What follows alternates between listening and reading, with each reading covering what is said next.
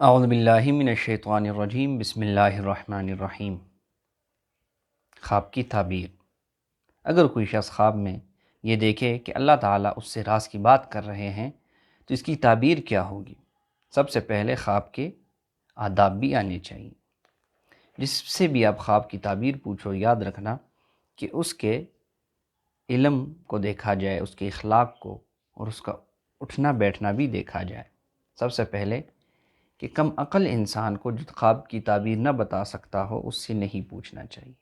حدیث پاک میں بھی یہی ہے کہ نبی صلی اللہ علیہ وسلم نے فرمایا کہ جب تم میں سے کوئی شخص خواب دیکھے تو وہ اگر اچھا خواب دیکھتا ہے تو وہ اللہ تعالیٰ کی طرف سے ہوتا ہے اور اس پر اللہ کا شکر ادا کرے۔ اگر وہ خواب برا دیکھے تو وہ شیطان کی طرف سے ہوتا ہے اور اس پر اللہ تعالیٰ سے پناہ مانگے، یعنی اعوذ باللہ پڑھے اور 3 دفعہ تعوذ پڑھے اور الٹے ہاتھ کی طرف 3 دفعہ تھوکے۔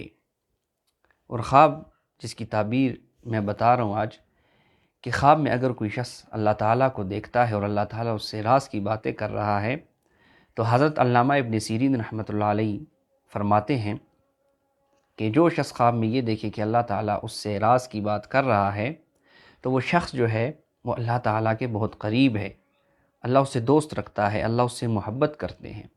سورہ مریم میں اللہ تعالیٰ نے فرمایا وَقَرَّبْنَاهُ نَجِيًّا، اور ہم نے اس کو سرگوشی کی، سرگوشی کے ذریعے قریب کیا، سرگوشی کر کے اسے قریب کیا، یعنی وہ اللہ کے نزدیک ہے، اللہ کے قریب ہے۔